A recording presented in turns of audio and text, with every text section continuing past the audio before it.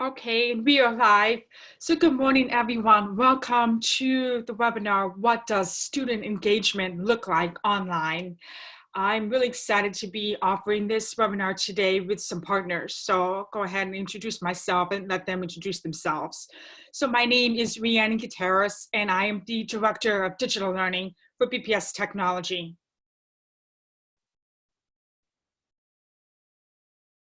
Should we just jump in? Yes, go ahead. Okay. I'm Kate Ziegler. I'm with BPS Technology as well as an instructional coach. My name is Allison Mosier. I'm with the Telescope network as a networker and also an instructional coach. And I'm Mark Lonergan. I work with Allison at the Telescope Network and at Edward Kennedy Academy as an instructional coach. And we're really excited to be working with the Telescope Network as BPS Technology's digital learning team because they do a lot of work with teachers and really trying to meet their needs. And they're going to be talking a little bit about what that looks like. So thank you all. All right, so before we dive into the content, as you know, this webinar is being recorded, so everything that we'll be discussing will archive so that you can watch it in your own time and your own pace. We also have a form that Kate will be sharing in the chat so that we can note your attendance. You can fill it out now. You can also fill it out at the end. And this is really just to help us make sure we get you the information that you need. And if we should offer PDPs in the future, then all of these can be combined to award that credit. And also, if you have any questions or comments at any point during this discussion, please use the chat. I have muted everyone, so make sure that you go to the lower part of your screen and click on that little chat bubble and post those questions. We will also be offering opportunities for people to verbally ask questions, but we'll be going over some of the norms before we do that. And it looks like everyone in the room is using their name, so that's great. Thank you. So our agenda, we're going to talk about why we're running this webinar, some virtual meeting norms, which might look a little different than face-to-face ones. We're going to define engagement, share some practices, and discuss some challenges, questions, and next steps. And then at the end, make sure everyone fills out the form as well. So first things first, why are we running this webinar? I'm going to let Mark and Allison speak to that a little bit to provide some context. Sure. As is no surprise to anyone, over the last couple weeks, our profession has entirely changed. And the job of the Telescope Network is to figure out what teachers want to be learning and then to connect teachers to resources, opportunities, and each other. And so about a week ago, we did a needs assessment survey of over 200 teachers to figure out what topics they're interested in learning now. And one of the big topics that came up that people are trying to figure out in the new dynamic of remote learning is, what does student engagement look like now? So we're really excited to bring this conversation. I think people will be interested to hear what we have to come up with. Thank you, Mark. I also want to add to that we, as people who work in technology, are very much concerned with all this level of engagement. And it's very exciting. You get to share practices and you get to see kids online. But we also know that we have to consider as a balance the online safety and privacy piece. So that's another thing that I think is part of this discussion as well. So some virtual meeting norms that we can go over. These are a combination of ones that we already use face-to-face and some ones that are unique to the online experience. So they are to, one, be as present as you can be.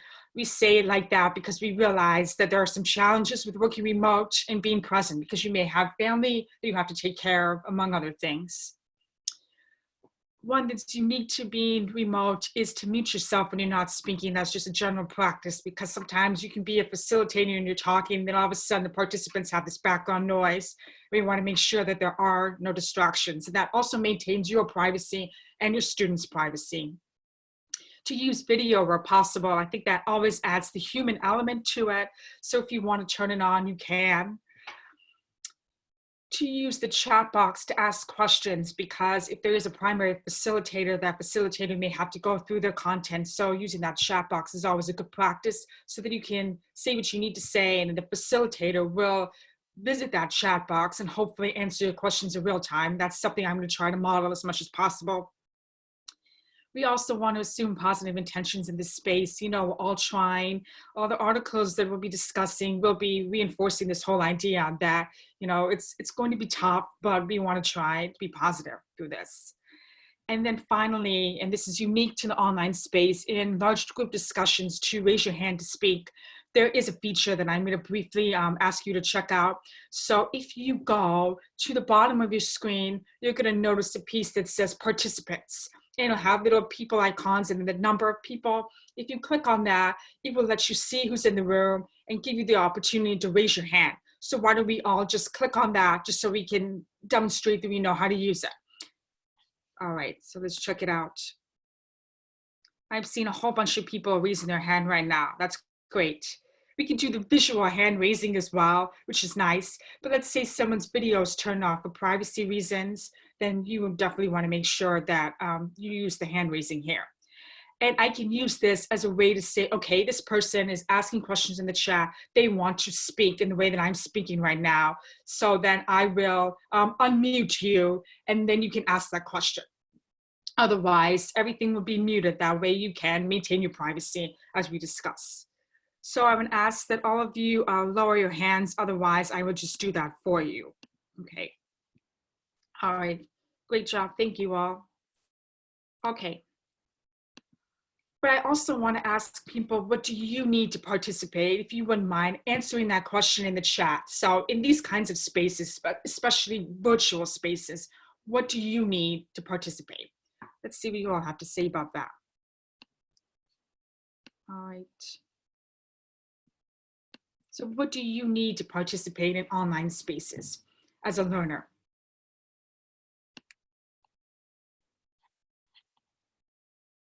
Post that in the chat if you have any that you would like to add. If not, that's okay. Let's see. Allison said, allowing for all voices to be heard. That's a great one. Mark says he needs to silence his own phone. Yes, it's a good thing he's on mute.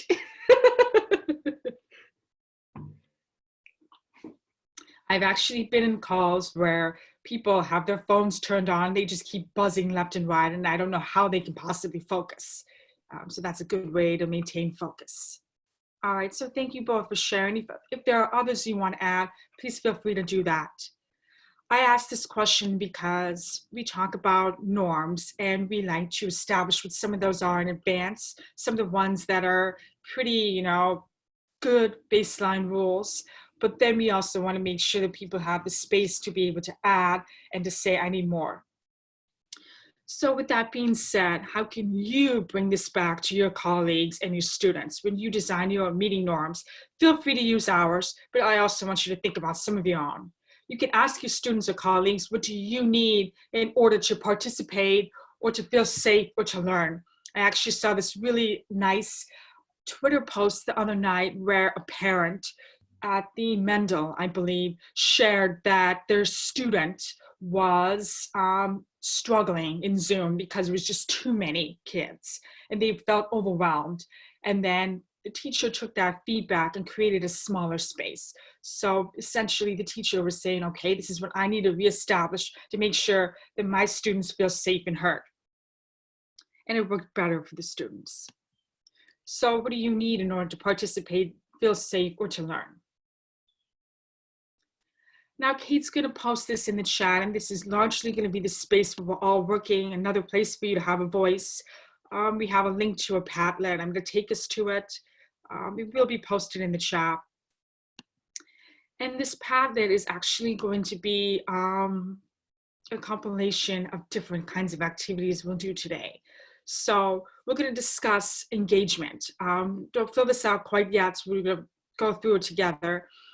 What do we mean by engagement? We're going to look at some current articles out there and reflect on them. We're going to talk about what you're doing right now with students, what's working well. What are you doing with families? What's working well?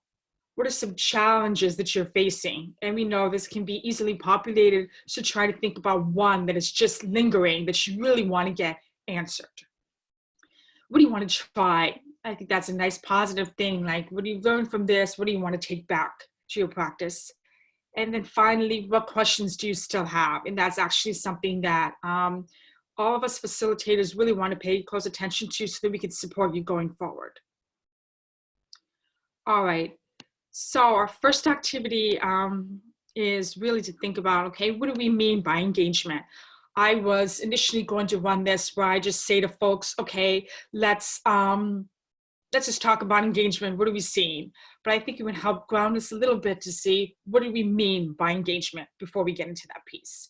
So when we think about engagement, I think about the UDL principle of engagement.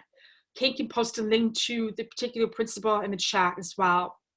But essentially, when we think about universal design for learning, we are trying to create spaces for learners to be able to understand what's going on, to express their understanding, and also to just ultimately be deeply engaged in the activity. So specifically under the principle of engagement, they talk about recruiting options for interest, sustaining effort, and persistence in self-regulation. And so when you think about engaging students, I want you to consider it from the UDL principle of engagement. Pay a quick visit to the UDL site to talk about what that might look like actually. So for interest, we want to think about choice and autonomy, especially given they're going to be working online. What does that look like? Relevance, value, and authenticity. Minimizing threats and distractions, that's a big one. I think that's the part that we were talking about with the mental teacher and trying to minimize that for her students and listening to that feedback. Sustaining effort and persistence. So goals and objectives, varying demands and resources to optimize challenge, to foster collaboration and community. That's a really big one right now. Increase mastery-oriented feedback. And you know, there are lots of questions that people might have around assessment. Now, maybe we're not giving grades, but we certainly can offer feedback and ways the students can improve and learn and grow their skills.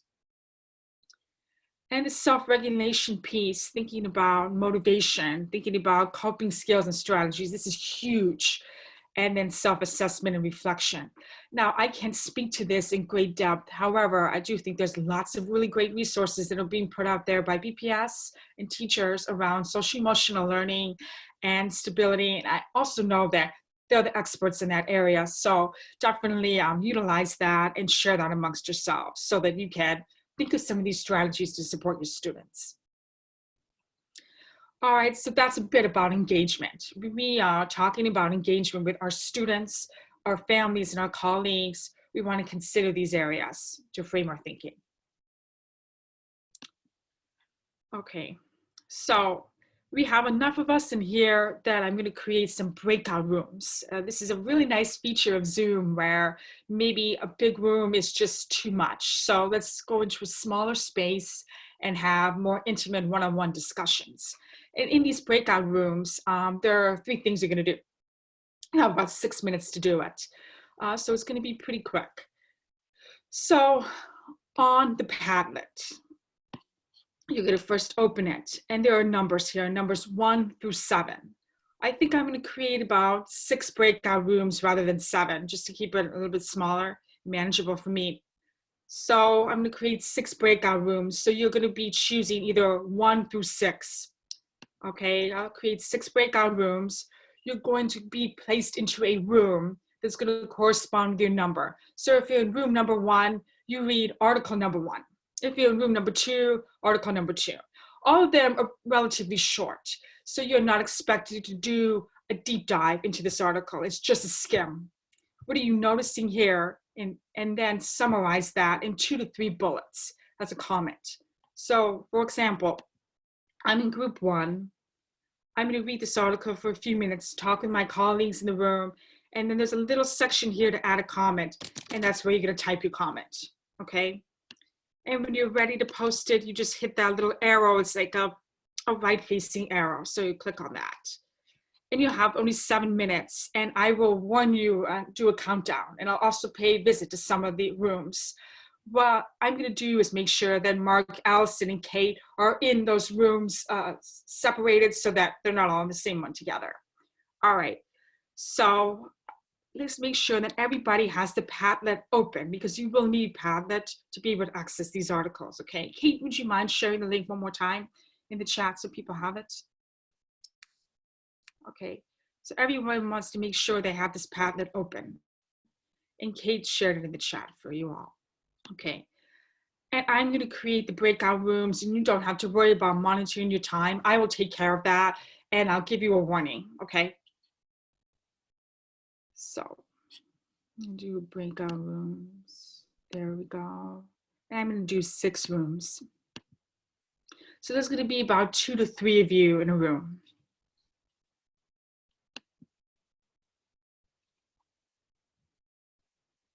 Okay. We're all set. I actually think I may have to move Kate because she and Mark are in the same room. Let's do that. There we go. All right. All set. Now I'm going to open all the rooms. You're going to see a prompt on the screen to join the room.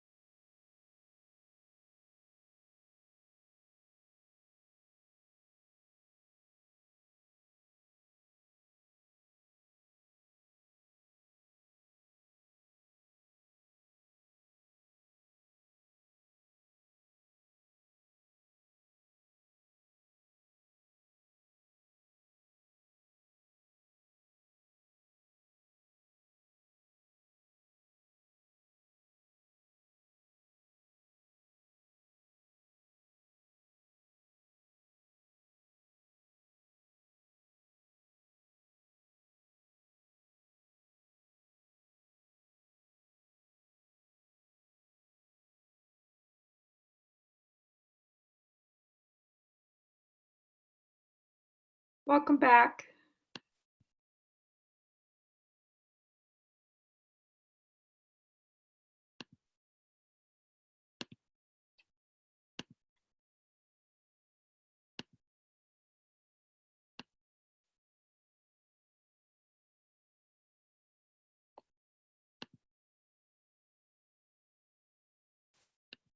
Okay, just making sure that everyone's back here. All right, awesome. Okay, that was very quick and it was meant to be, but these articles are not going to go anywhere. Everything will be posted there. So let's check to see what we have around what we mean by engagement. So group number 1, does someone want to volunteer to speak? You can raise your hand if you'd like to do a quick summary of what you will. Does someone from my group want to go, or do you want me to go? I'll do it just for the sake of. So our takeaways were, this was an article that had a lot of teacher voice and teachers discussing what they were going through and how they were engaging with their students. And so all the teachers really had a focus on social emotional learning and making connections with their students in that way. And we made a point to say that we're also hearing that from Boston Public Schools as well, to make sure that we're connecting with our students, just making sure that they're safe first and foremost. We also thought about how students are feeling at different age groups, that high schoolers are dealing with different stressors and anxiety than our elementary school age students. And that our main goal, again, is to make sure that our students are safe and that they have their basic needs met. And we ended with also talking about parents and recognizing what parents are going through in all of this as well, and how best to support them.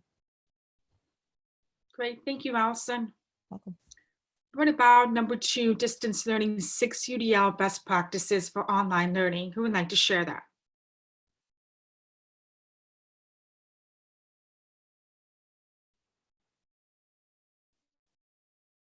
I can jump in.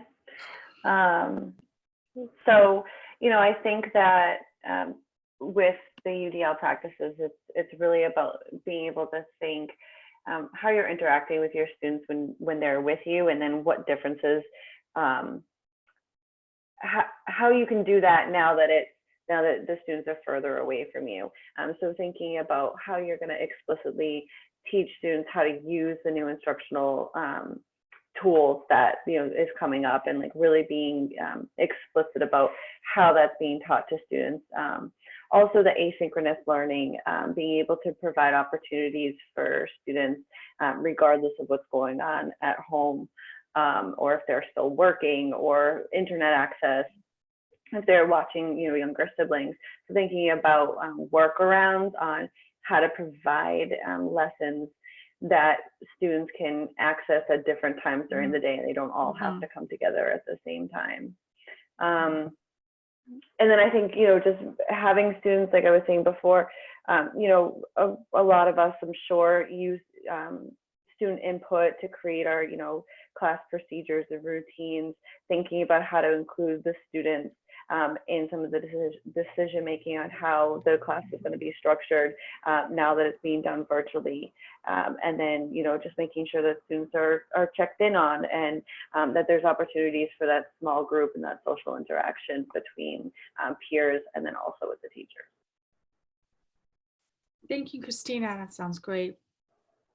And third one, how to not overwhelm your school with online learning initiatives. Does anyone want to speak to that? I can speak to that. So for this one, it was just basically saying to leverage whatever technology you're using before, so that some of the students are sort of familiar with that, and also to provide resources to families on how to use this new technology. Thank you, Diamond. For number 4, what teachers in China have learned in the past month? Alma, do you want to take this one?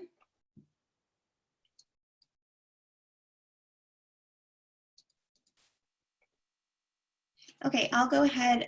So basically in China, they clearly are a little bit ahead of us in this area. So some of the things that they highlighted were to focus on asynchronous teaching and allow for students to be able to do things at their own time, and respond to them in an online format as often as possible as teachers.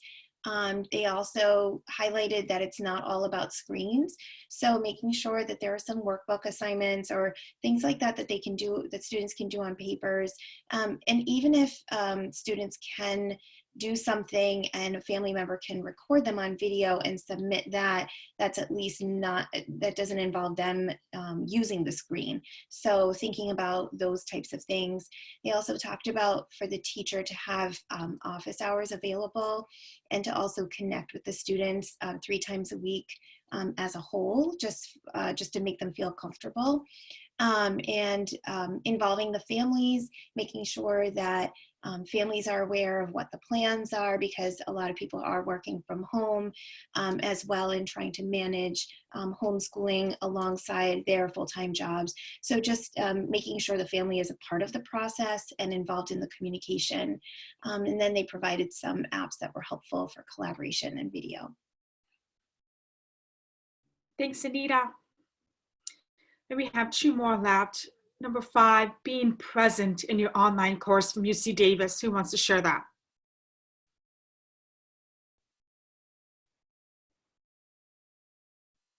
Number 5, being present in your online course. I'll take it. So this one was recommendations from UC Davis, so in their online course. So it was talking more about a university level online course. However, I think a lot of the tips in there are applicable to us as well. And it talks about the importance of social interactions for students to be able to engage and learn. I threw a direct quote in there that said, success in the online environment is directly related to how present and engaged both the instructors and the students are in the virtual classroom. And the presence and engagement is not, it's not just a physical presence when you're actually faced in a Zoom session like this, but more about, how often are you providing feedback? What are the expectations for providing feedback into like the turnaround time? And so making those expectations clear and sticking to them. And they also talked about the importance of using different modes for communicating. So video, screencast, and etc. Thank you, Haruna. And the last one from Angela and Caitlin is number 6, inclusive course design from Harvard. I'll start, and Angela or Nick, if I miss anything, please feel free to jump in. The article talked about the importance of reflecting on your own teaching philosophy as you create the work for students, that you assess them often, that you allow for student choice, that you vary the teaching strategies that you offer online. And I think that was it. Angela, did I miss anything? Okay. Yeah, she gave a very enthusiastic thumbs up. All right, and then we have a final article here, which is about building community in your online course. And it does contain a lot of the same information that was shared in the previous articles. So we're seeing a lot of patterns here, and you're probably already doing some of that. So for the rest of the time that we have together, the next 20 minutes, let's share some of our practices. Now, I'm not going to require that everyone speak up if you don't want to, but I would love to hear what you're doing. So first, let's start with, what are you doing to engage students online? What is going well? So you can click on this little plus sign here and add your comment. If you would like to identify yourself, you may do so. If not, then that's okay too. It is easier for us to know who wrote it if you identify yourself, however. So the way we're going to do it is we're going to have you post on here, and then if anybody would like to share one of their practices, they can raise their hand and do that. Again, not everything there needs to be verbally shared. So we'll spend a couple minutes just thinking about, what are you doing right now that's going well? And it can be related to some of what we already shared in the articles. Can I ask a quick question? Absolutely. So I don't have a classroom of my own, so I'm not engaging students online, but can I put in things that I'm experiencing, that my kids are experiencing? Yes, that sounds great. Okay, thank you.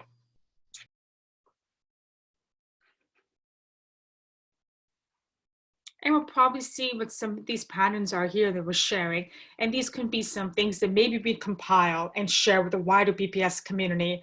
I'm sure Mark and Allison might have some thoughts about that, and so may all of you as well, so we can wrap up and talk about that at the end. How can we take this and share it?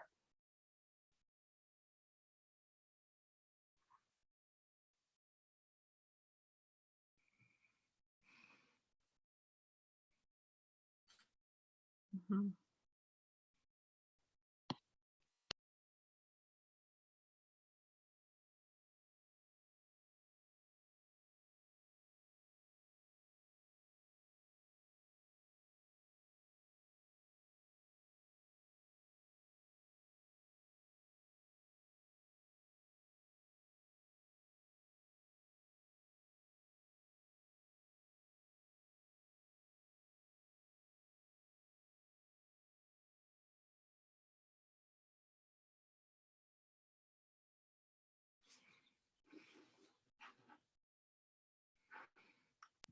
If you would like, you may also add to the part about what you're doing as a teacher with supporting families with remote learning, because I think both of them go hand in hand, because you might be seeing them together as opposed to being separate. So what are you doing to engage students online? It's going well. What are you doing to engage families with supporting remote learning? What's going well? And for those folks on my team, you can definitely add their, your own perspectives as parents, which you've been getting from students, teachers that is working for you.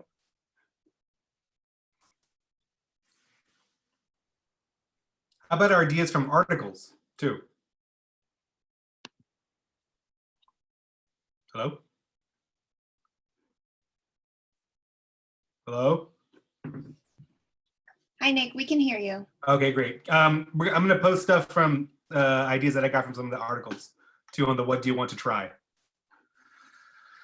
Yeah, I think that's good. Yeah. Thank you.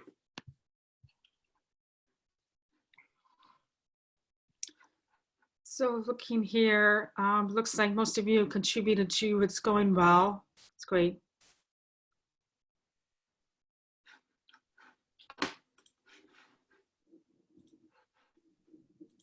And we can take a moment to pause after you've added to that.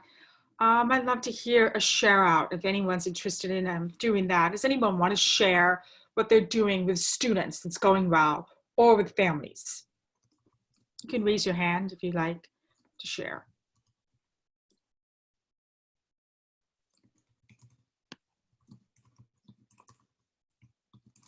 If you don't want to, I can just verbally read what I'm seeing. If that's okay. We can get a thumbs up. If you don't want to share, we can do that. See, it's here in the chat.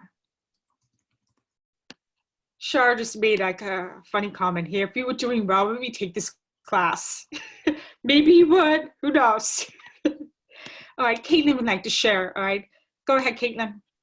Sure. I was just going to say that one thing that's been going really well with our students is the daily Zooms that we've been having with them. I think they really value the face-to-face connections that we've been having and opportunity to talk, share how their experiences have been in addition to sustaining the work. And we've been having guest speakers. A colleague of mine, Mary Alice, Sandy, and I Zoom with the students together.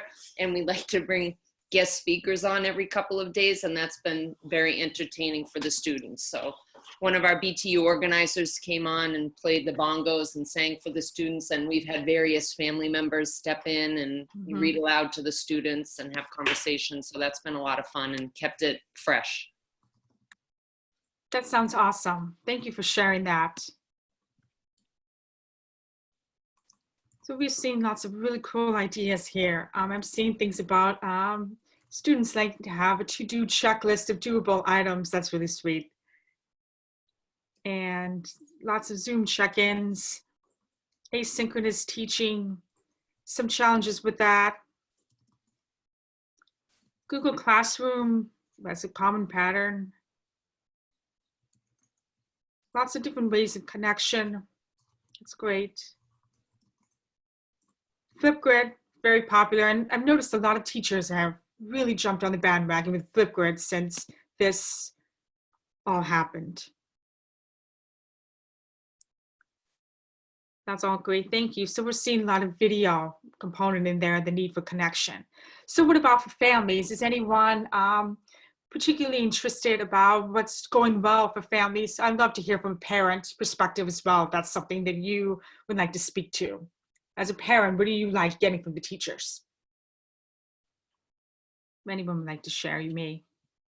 I just, this morning, I got this, I posted in there under what do you do in the middle column. I put a picture in there, but this morning I got a schedule from one of my kids' teachers about what the week is going to look like going forward. And I think it took them a while to get to this point because until like yesterday, everything was so confusing and we had no idea what was supposed to be due when. And now they just sent us this and I'm like, oh my God, thank you. This makes it so much clearer. And I feel like, you know, using this, we can definitely plan our days better. So I think something like this was super helpful. Yes, I love this, Haruna. I know we have talked before too about just what we're experiencing on the parent end. And my kids go to two different schools, so and they're both very different learners. But this would be a great idea. We're seeing like we have to sit down and go through Google Classroom, and even seeing teachers posting too many resources under one assignment, and one kid is just clicking on the assignment and none of the resources, so not actually doing all of the work. And then we have to sit and go through each thing and have them show us like what they've done and what they hit turned in on. And so it gets really confusing with all the different teachers sending a Class Dojo alert and a remind.com alert and then an email, and then Google Classroom doesn't look like necessarily what they said. So compiling it all in one place for teachers, like all the teachers on one team, putting it in one place sounds like a perfect, That's great. clear list. Yeah. Yeah, I think this is really helpful. And that can be a tip that we share if that's something that teachers might not already be doing, for whatever reason, because there could be a lot being thrown at you, and, it could take some time to get to that point. So being respectful of our last 13 minutes together, let's talk about some of the challenges you're facing with remote learning. And there might be some overlap here. So we've talked about what works well, and I think there's some universal agreement on some strategies. But let's see if there's any overlap here with remote learning challenges. Inconsistent participation. Getting initial contact with students, specifically at the high school level. Lots of things to learn at once. Yeah, absolutely. Overwhelmed with too many resources, too many notifications. I am too. Absolutely. We all are. We can't do what we plan to do. Let go of plan A. Yes, that's absolutely true. That flexibility piece and the mindset. Too much information all over the place. So maybe that suggestion would be to think about schedules, right? That could be a tip you give, even if it's just a template that you share. Younger students around Zoom norms, that's a great one. We have some resources we can share with that. Google Classroom, poor organization, not to complete the work, ghosting. Wow. So it sounds like the two big themes are happening around like communication and participation. Those are the two big ones that we're noticing here. As far as what do you feel like you would want to do differently? I'm just curious, does anyone want to share what they would want to do differently with this challenge, or a tip you can give someone based off of a challenge around communication and participation?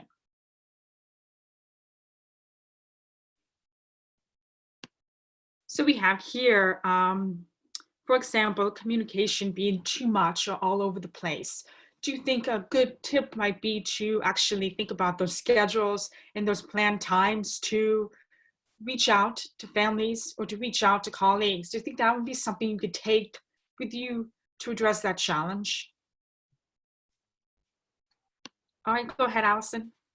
I really like that. I think at our school, we have a strategies for success teacher that teaches our students on IEPs. And what he's trying to do for those students is exactly that, is trying to create a schedule for students so that it's not so overwhelming. But what I'm taking away is maybe it's the whole like 9th grade team or 10th grade team coming together and creating that schedule week by week together so that they all know what each other is doing. So it's not overwhelming for any of the students, not just our students on IEPs. So I'm definitely taking that away.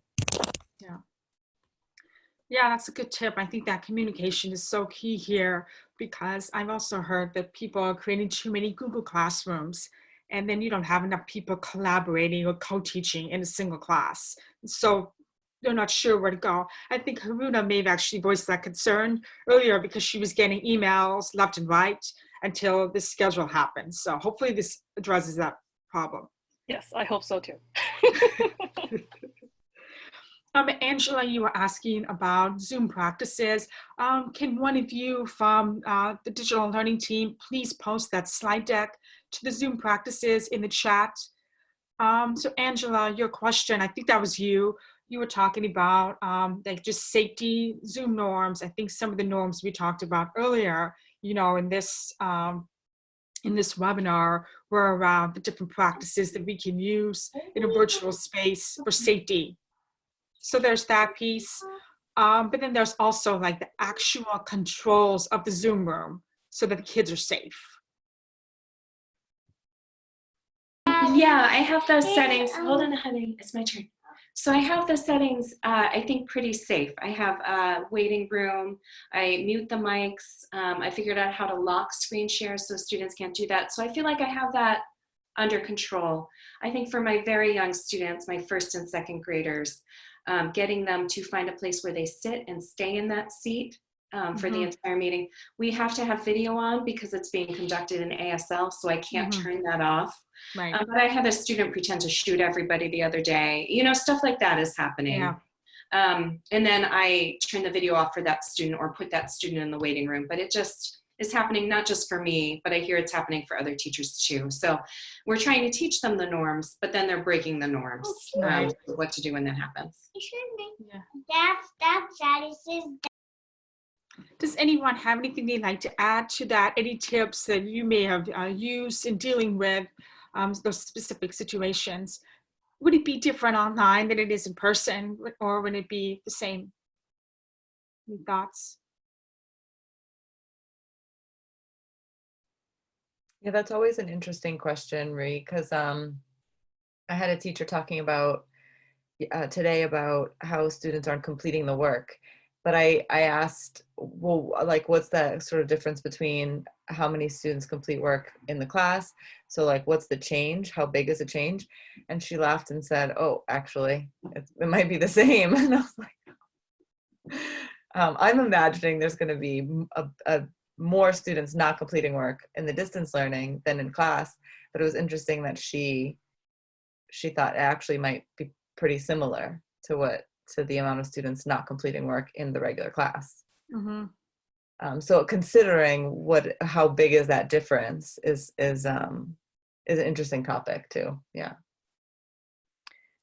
I also think it's important. This is Casey. I'm on the digital learning team as well. I think it's important to keep in mind the idea of what classroom contracts or expectations looked like prior to this event. So when we were in person, what that looked like. Were those contracts put together sort of as a collective? Like, were those sort of norms like crowdsourced from the class? Was it something that was sort of kind of done together? And does it need to be revisited? Thinking now that we're in this new context, is that something that we need to think about in terms of, are the expectations different? And if so, how are they different? And just coming back to those as a touchstone, because I feel like trying to build that community again, or maintain that community or recast that community is something that is probably going to be so much of the work of these, initial few weeks, just because this is new for all of us. It's new for them, it's new for us, and it's probably going to evolve over time. Agreed. Very much agreed. And I was thinking about that too as well. Like when you have your first days of class, you establish those rituals and routines, and you establish your classroom expectations and your rules and whatnot. Kids are still kids, and they're gonna play around. They're gonna and how do we manage that from an online platform? How do we keep them focused? And I think this, again, it's evolving, and we're all new to this. So it's interesting to see how this is going to play out. All right. Thank you both for sharing. Just keeping mindful again of the last 5 minutes that we all have together. So things you might want to take and try. So what are some of those things? So there's the suggestion of experimenting with off-screen activities with pencil and paper, just having that balance. Absolutely, some best practices for that. Having a tidier Google Classroom, yes, that's always a good one. That's something that our team can certainly help you with as well, because that is a pattern we've been noticing with a lot of teachers. They're saying, okay, we know how to use Google Classroom, but how can I make it look better, or how can I make it more functional to serve the needs, for the long haul. Grade level team and scheduling. Yes, I think that's probably Allison. So thank you for posting that. Competency-based grading, portfolio assessment. Yeah, I think this is a great space for discussion around that. That's great, Mark. Thinking about PBL in the community, yes, absolutely. I think there's some really good resources being shared around that. I want to say that there's some defined STEM, defined learning activities. I know academics is trying to put out different resources.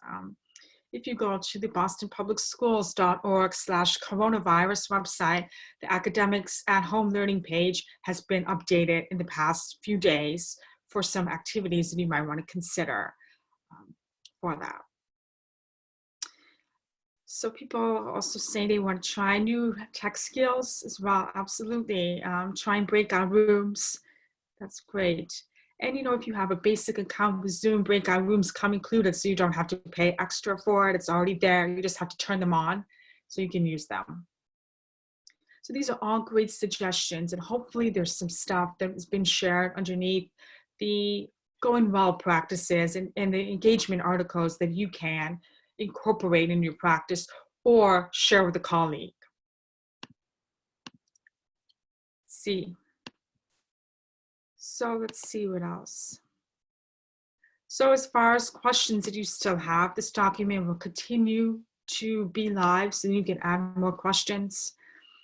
And I love that Mark is asking, how can we translate our student engagement bag of tricks into remote learning? I think that's a really big question. Like, how can we consolidate this or get more feedback in this process?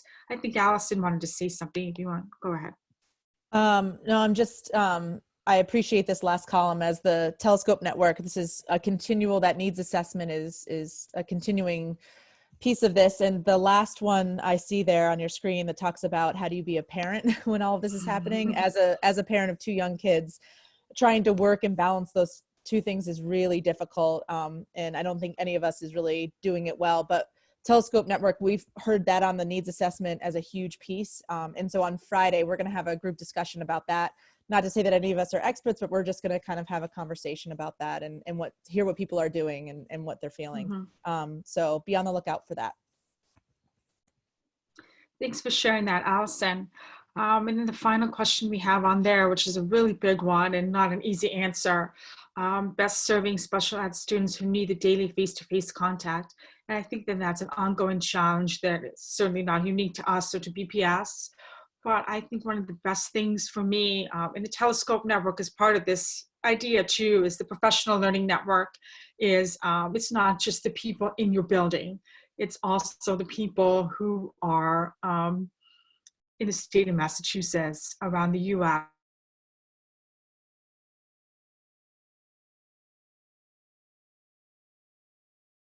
About experience.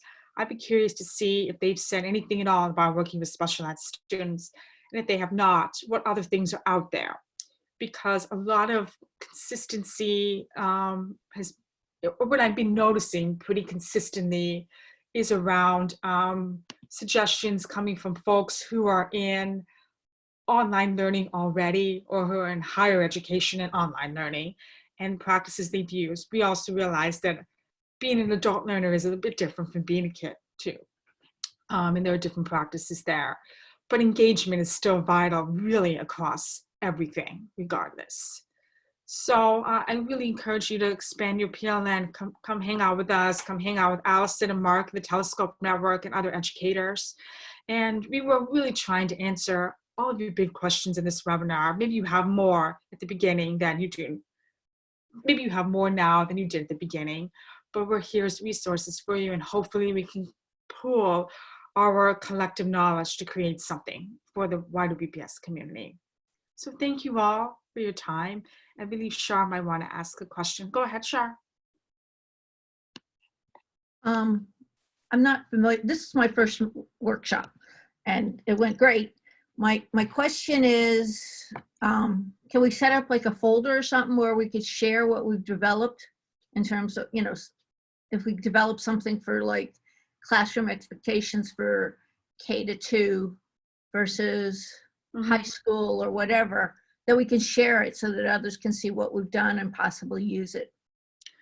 Sure, I think that's a fantastic question. I would love to plant that seed for Mark and Allison about thinking about how we all can collectively combine those resources, because our previous webinars have been more instructional nature, less discussion based. You know, we also do have office hours, but we're not exactly pooling our teacher resources now. We've heard a lot of people asking about that and wanting that and figuring out the best solution for that. I think would be good. Again, keeping in mind not to overwhelm folks, because we all have said we're overwhelmed. I don't want to see another spreadsheet. I will tell you that right now. I do not want to see another one. So maybe we could find some way to pool everything. And sure, if you wouldn't mind posting that under what questions do you still have, that would be helpful. Do you want to add anything, Mark, Allison, Kate, digital learning team? No, I think that's an excellent idea, and I think Mark and I can discuss maybe on our website as these webinars continue, having a place where there's a folder for resources that people can add to. So we'll be in touch about that. Yeah. All right. Thanks, Allison. So to wrap everything up, please make sure you fill out the form. I believe that someone from our team has already posted the form we did at the beginning. If you didn't fill it out then, please fill it out now. We will continue to offer webinars throughout the month and probably also in May. This is really largely phase one of our work, you know, just trying to meet all the educators where they're at now, getting those foundational skills. We also know that we have to go beyond that and think about, well, what do these practices look like? And you're really assisting us in this discussion. So thank you all. I will stick around a little bit longer, but for now I'm going to pause the recording.